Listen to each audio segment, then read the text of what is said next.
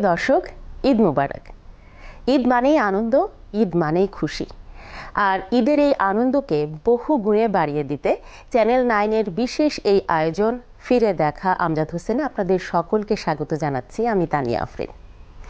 বাংলা চলচ্চিত্রের কিংবদন্তি নির্মাতা আমজাদ হোসেনের সৃষ্টিকর্মের কাজের বিভিন্ন দিক এবং সৃজনশীলতা সহ নানা দিক নিয়ে আমরা আজকে আলোচনা করব।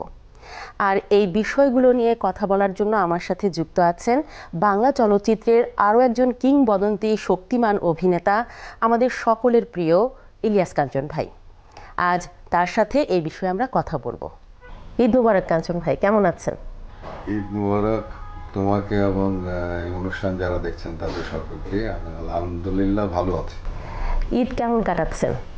ঈদ কেমন কাটাচ্ছি? ঈদ তো ঈদের মতোই কেটে যাচ্ছে। এখন তার ঈদ কাটানোর মতো না, কারণ একটা সময় ছিল যখন ছোট ছিলাম, তখন সেনা ঈদের মজা ছিল। দৌড়াদৌড়ি করা, কাউকে সালাম করা, সালাম করে তারপরে বকশিস পাওয়া, এটা একটা বড় মজা ছিল। আর এখনকার ঈদ তো আসলে দায়িত্ববান ঈদ। ছেলে মেয়েরা আছে, নাতি নাতরা আছে, সবাইকে আমি আগে যা করতাম আর কি, সেগুলো এখন তারা করে আর কি। তো সেই আর কি দুইটা ঈদ দুই রকমের আর কি, দুই রকম ঈদের মধ্যে দুই রকমের ফিলিংস, দুইটাতেই মজা আছে। একটা হলো দায়িত্ববান ঈদের মজা, আরেকটি হলো গিয়ে যে তখন তো আসলে কিছুই বুঝতাম না, কাকে সালাম দিলে পরে টাকা পাওয়া যাবে, এইটাই হলো গিয়ে মূল উদ্দেশ্য ছিল। তো এখন শোনো বুঝি যে আসলে যে যে টাকাটা দেওয়া হয়, সেই টাকাটা যে কত আদরণীয় বিষয়টি।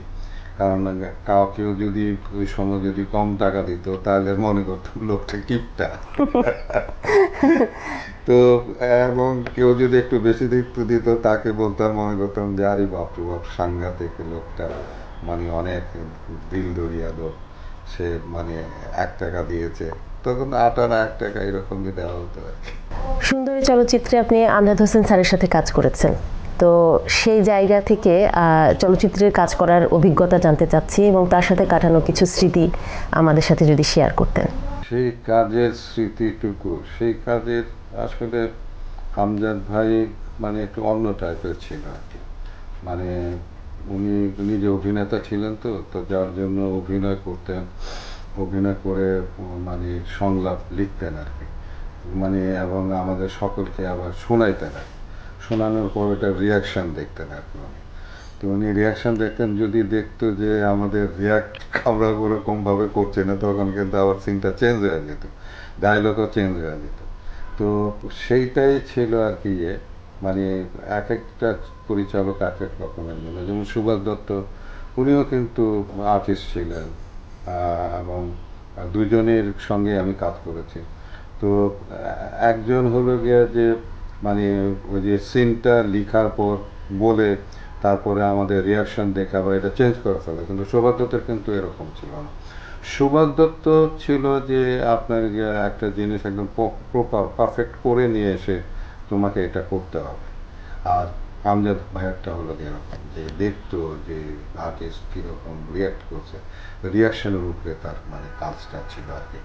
তো দুজনের এই দুইজনের দুইটা ধারা, দুইজনেই একই রকমের দুইজনে কিন্তু কমেডিয়ান ছিলেন কিন্তু। হ্যাঁ, তো তো তারপরেও দুইজনের কাজের ধারা আমি আমি একসঙ্গে কাজ করতে গিয়ে আমার কাছে ফিল হয়েছে যে দুইজনের দুই রকম ধারা আর কি। এত বড় একটা সংসার, তার সমস্ত কাজ করতে হবে একা আমার, আর বাকি 3 ভাই বসে বসে হুক্কা খাইবো আর গল্প গুজব করবো। সৎ ভাই তো মনে করো আমি এবারে চাকর, দিন মজুর।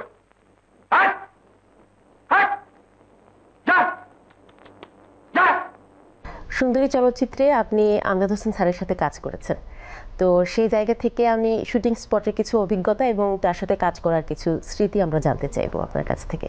আমজাদ ভাইয়ের সঙ্গে মজার অভিজ্ঞতা আসলে এরা মানুষগুলো অত্যন্ত কাজ পাগল মানুষ। তো এরা হচ্ছে কি যে আমাদের অনেক সময় অনেক কিছু দিয়ে আমরা মজা করি। যেমন কাজ পাগল কিরকম, মানে উনি যখন কাজ শুরু করতেন তখন খাওয়া দাওয়ার কথা মনে করতেন না। তো খাওয়া দাওয়ার কথা মনে করতেন না, উনিও মনে করতেন যে বুঝি আমরাও বোধহয় ওরকমই ওনার মতো আর কি, উনি সমানে কাজ করে যাচ্ছে। তো তারপরে গুঞ্জন শুরু হতো যে কি হলো ভাই, আপনি খাবেন না দেখে কি আমরাও খাবো না নাকি, এরকম কোনো কিছু কি বিষয় নাই নাকি? ও আচ্ছা আচ্ছা আচ্ছা ঠিক আছে, তোমরা খাবা, আচ্ছা আচ্ছা ঠিক আছে, এই চিন্তা করে নাও। তারপরে এইরকম ছিল আর কি, মানে আমজাদ ভাইয়ের বিষয়গুলো। আহ, তো আমজাদ ভাই, আসলে আমজাদ ভাই আহ, তার সঙ্গে তার জায়গায় কাউকে আমি দেখিনি আর কি, সেইভাবে মানে কাজ করতে গিয়ে তার মতো মানে মানুষ। এবং এবং আরেকটা জিনিস যেটি, সেটা হলো যে সকলের সঙ্গে কিন্তু একটা ভালো সম্পর্ক করে নিতে পারে, এবং এই সম্পর্কটা করে নিয়ে তারপরে উনি কাজ করতেন। তো আমার সঙ্গে তো ওনার যে কারণে জন্য ওনার একটা টিম ছিল, কিন্তু আমজাদ ভাইয়ের একটা টিম ছিল। তো সেই টিমটা ছিল ববিতা ম্যাডাম, আনোয়ারা, তারপরে তেলিসামা, তারপর ফারুক ভাই। তো সেই জায়গা থেকে আমি ওইখানে ঢুকলাম, ঢোকাতে মানে আহ, মানে আমার সঙ্গে যে সম্পর্কটা যেটা হলো আর কি, সেটাও মানে পরবর্তী সময় তো অনেক অনেক বেটার। কারণ হলো যে তার সঙ্গে অনেকগুলো ছবি করেছি, আদরের সন্তান করেছি, তারপরে গোলাপে এখন ঢাকায় করেছি, আরও এরকম বড় বাড়ির মেয়ে, এটাও মানে বলা চলে ওনারই আর কি, ওনার স্ক্রিপ্ট ওনারই, সবই ওনার, ওনার অ্যাসিস্ট্যান্টকে দিয়ে জাস্ট মানে উনি কাজটা করেছে। প্রিয় দর্শক, চ্যানেল 9-এর বিশেষ আয়োজন ফিরে দেখা আমজাদ হোসেনে এই মুহূর্তে নিচ্ছে ছোট্ট একটা বিরতি, সাথেই থাকুন।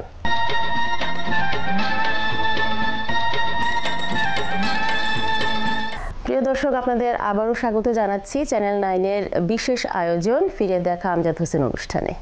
সুন্দরী চলচ্চিত্রে আপনি এবং আমজাদ স্যারের যেই কেমিস্ট্রি দর্শকরা দেখেছিলেন, সেই জায়গা থেকে কিন্তু দর্শক জনপ্রিয়তা পেয়েছিল এই চলচ্চিত্রগুলো, এবং এই জায়গা থেকে আপনার কিছু অভিজ্ঞতা আমরা জানতে চাই। হ্যাঁ, সেই সময় কাজের একটা মানে যে ধারাটা ছিল, যে ধরন ছিল, সেইটা কিন্তু এখন আর নাই, সেই পরিস্থিতিও নাই, সে পরিবেশও নাই।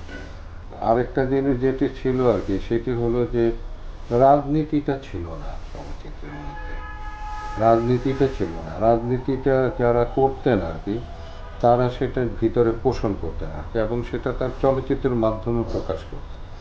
কিন্তু পরবর্তী সময় এটা আমার কাছে যেটা মনে হলো যে 2000 সালের দিকেই রাজনীতিটা বেশি প্রকাশ করেছে। কারণ হলো গিয়ে যে ওই সময় যারা রাজনীতি করতো তখন তাদেরকে দেখে মনেই হতো যে এরা রাজনীতিবিদ, এদেরকে তখন কিন্তু আমার কাছে কিন্তু আর প্রিয় মনে হতো না, আপনজন মনে হতো না। কিন্তু তার আগ পর্যন্ত আমি এই যে 77-এ আমি ফিল্মে জয়েন করেছি, 77 পর্যন্ত আমার কাছে মনে হচ্ছে যে এই আমজাদ ভাই, এ শুধু আমার ফিল্মের আমজাদ ভাই। তারপরে সুভাষ দত্ত, তারপরে আরও যে মানে যে সমস্ত ডিরেক্টররা যারা ছিল, তাদেরকে সকলকে মনে হয়েছে যে তারা শুধুমাত্র চলচ্চিত্রকে নিয়েই মানে তারা কাজ করেছে আর কি। তো চলচ্চিত্রকে নিয়ে কাজ করেছে, কিন্তু পরবর্তী সময় যেটা দেখলাম যে মানে 90-এর পরের দিক দিয়ে, এবং সেই সময় থেকেই কিন্তু আস্তে আস্তে চলচ্চিত্রের কিন্তু মানে পরিবেশটা আসলে নষ্ট হওয়া শুরু করলাম।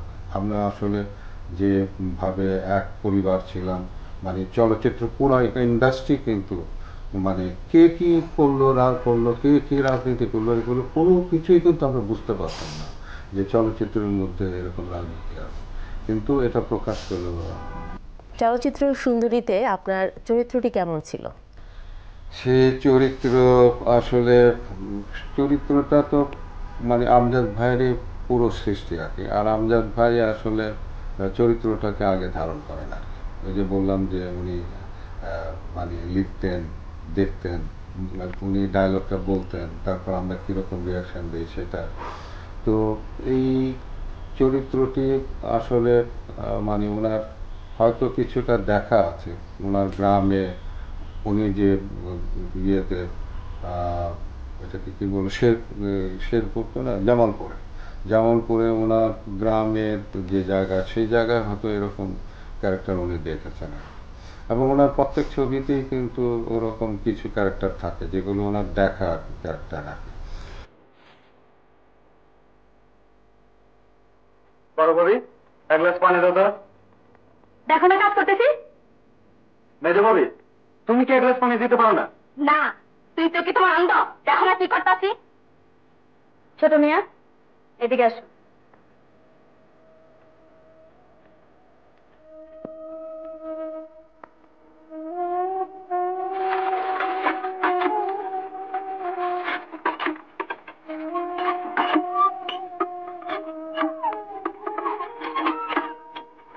ছোট মিয়া, সময় থাকতে নিজের গুছায় নাও, পরে গান দিবা।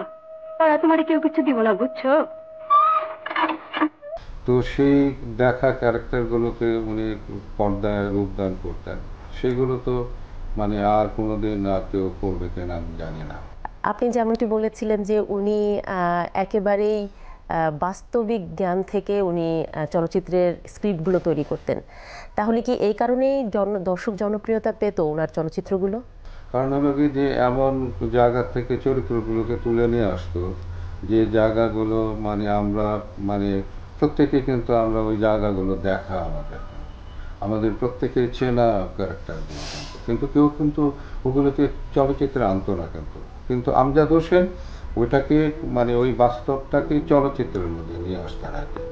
তো যে কারণের জন্য ওই চলচ্চিত্রগুলো মানে বাস্তব সম্মত হতো, বাস্তবতা নিয়ে অভিনয় হতো, এবং প্রত্যেকেই আমরা মানে আমজাদ হোসেন যেটি মানে লিখতেন সেটি মানে আমরা রিহার্সাল করতাম, আমরা মানে তারপরে একটা শট দেওয়ার জন্য চেষ্টা করতাম, এবং যতক্ষণ পর্যন্ত ওনার পছন্দ যতক্ষণ পর্যন্ত না হবে ততক্ষণ পর্যন্ত কিন্তু শটটা ওকে হতো না। কিন্তু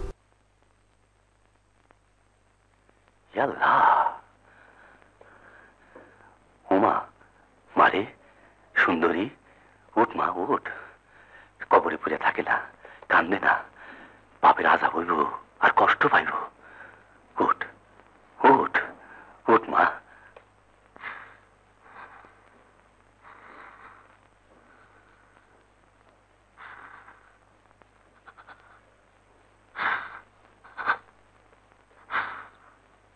নুরু চাচা, নুরু চাচা, নুরু চাচা, আমার বাবারে ফিরাইয়া দাও, আমার বাবারে ফিরাইয়া দাও।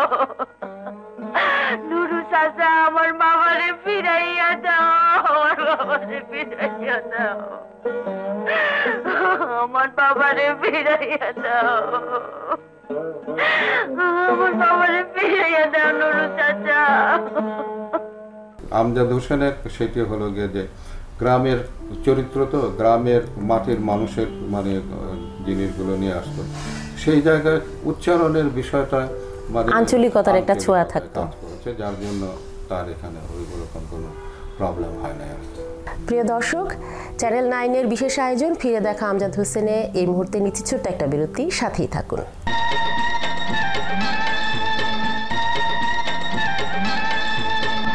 প্রিয় দর্শক, আপনাদের আবারও স্বাগত জানাচ্ছি চ্যানেল 9-এর বিশেষ আয়োজন ফিরে দেখা আমজাদ হোসেন অনুষ্ঠানে। আপনি গোলাপী এখন ঢাকা চলচ্চিত্রে আমজাদ হোসেন স্যারের সাথে কাজ করেছিলেন, তো সেই জায়গায় শুটিং স্পটের কিছু অভিজ্ঞতা আমাদের সাথে শেয়ার করবেন।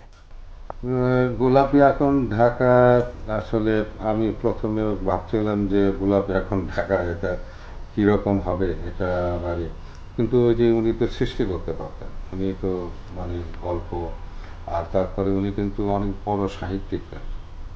আমজাদ হোসেন কিন্তু অনেক বড় সাহিত্যিক, কিন্তু ওনার কিন্তু চলচ্চিত্রের চেয়েও কিন্তু বড় কিন্তু উনি সাহিত্যিক হিসাবে কিন্তু, হ্যাঁ, এটা কিন্তু আমাদের চলচ্চিত্রের মানুষরা কিন্তু অনেকে জানে না। কিন্তু তো সেই সাহিত্যিক হিসাবে তো আমার তো মানে কনফিডেন্স ছিল তার প্রতি, সবসময় ছিল, কারণ হলো যে এত গুণী একজন মানুষ, একজন পরিচালক, তিনি আমাকে চলচ্চিত্রে নিচ্ছেন যেটি আমাকে চিন্তা করে, সেটা তো স্বাভাবিকভাবে সেরকমই হবে।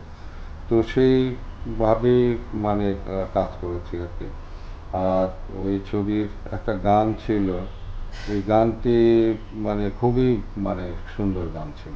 তখনকার চলচ্চিত্রের গানগুলো কিন্তু আজও দর্শকরা মনে মনে গুনগুনিয়ে যায়, যে তাদের ওই সময়কার সুর, গানের লিরিক্স এখনো কিন্তু ভীষণ মানুষ মনে করে। এত ভালোবাসলাম ও কেন তারে এত ভালোবাসলাম, হয়তো আমারই ভুল, পুরাতে ফুকের ফুল, কাঁটা হয়ে বয়ে গেলাম, ও কেন তারে এত আমি ভালোবাসলাম। এরকমই ছিল আর কি গানটা আর কি। করিস না মা, পরোয়া করিস না। দুনিয়া থাকতে হইলে অনেক কিছু সহ্য করতে হয়। দুনিয়ায় তোমার দুনিয়ায়, এই দুনিয়ায়।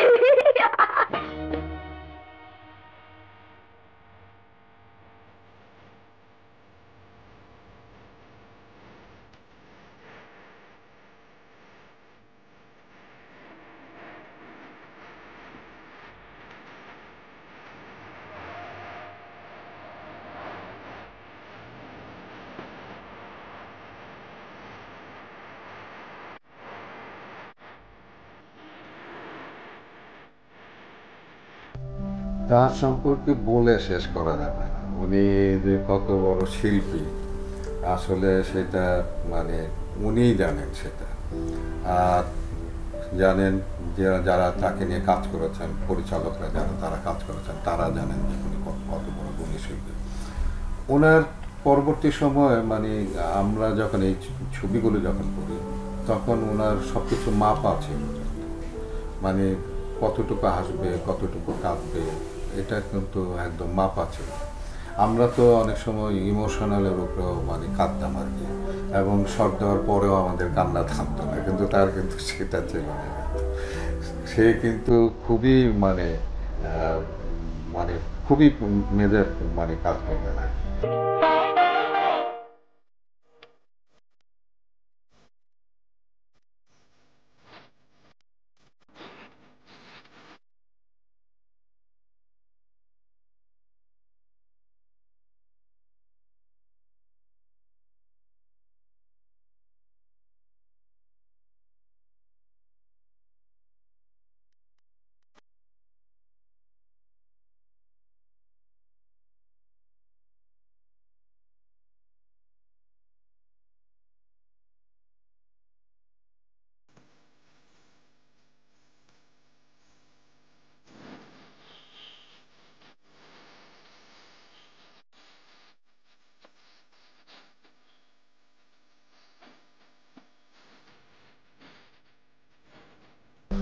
যার জন্য মানে আমরা একটা সময় বলতাম আর কি বাবার সঙ্গে যে এই